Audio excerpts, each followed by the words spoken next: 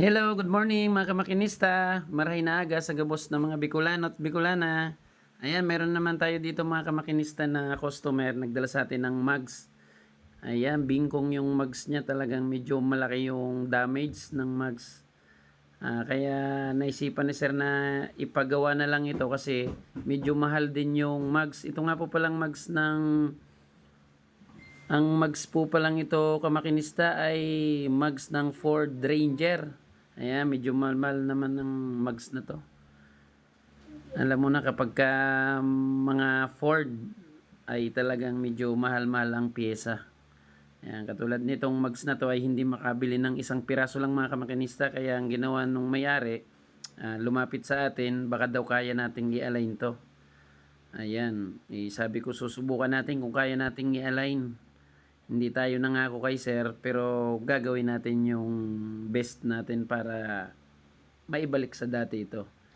Ayan, dito nga kamakinista ay kailangan nating initan yung mugs na yan para medyo kahit papano ay medyo lumambot siya para madali nating i-press. Pero kailangan lang inasa tama yung ating pag-iinit. Hindi naman sobra yung init para hindi masyado siyang malambot. Kumbaga hindi mawala yung tibay. Ayan nga, medyo nauutay-utay nga natin siya kamakinistang maibalik sa dati. Ayun. Shoutout nga pala sa may-ari nito. Ayun. Ganyan lang po yung ating ginagawa lagi.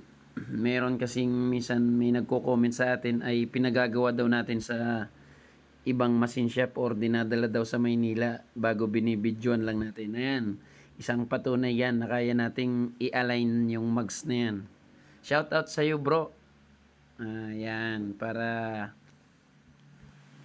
tingnan mo na lang yung video natin. Ayan, search mo yung Makinista Uragon Vlog. Makikita mo yung talagang Uragon. Hindi lang kami puro pa video-video o pa bibi. Ayan, shoutout sa iyo.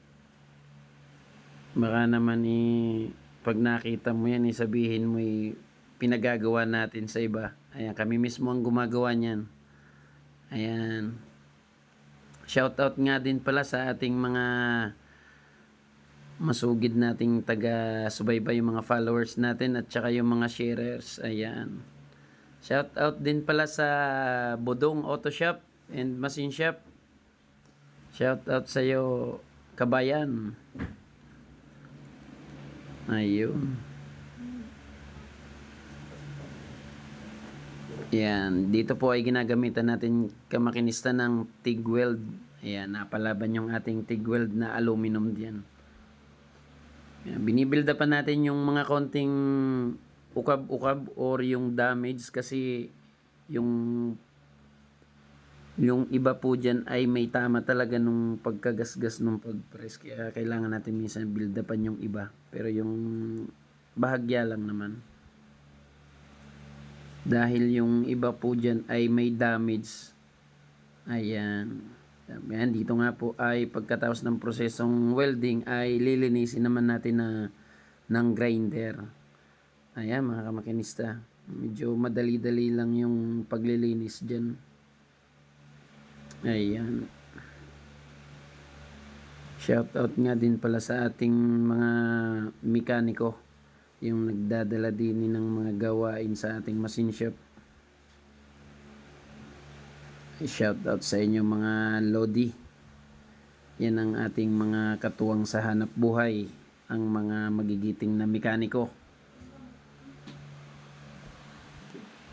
Ayan, konting linis-linis lang po yan mga kamakinista. At ito na nga yung finished product natin mga kamakinista. Ayan, bumalik na po siya sa dati. Hindi man siya 100% na kumbaga 0-0 yung pag niya. Pero naibalik natin, sabi natin 99% ay naibalik natin yung pagka oblong niya or pagkabingkong. Ayan, medyo matutuwa na yung ating customer dito kasi naibalik natin sa dati.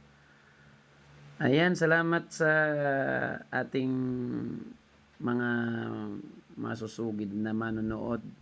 Salamat po sa inyo. Paki-share naman ang ating video mga kamakinista at pa-follow na rin po at pa-subscribe sa ating YouTube channel, Makinista Uragon Vlog. Ayun, thank you po and bye-bye. I love you all.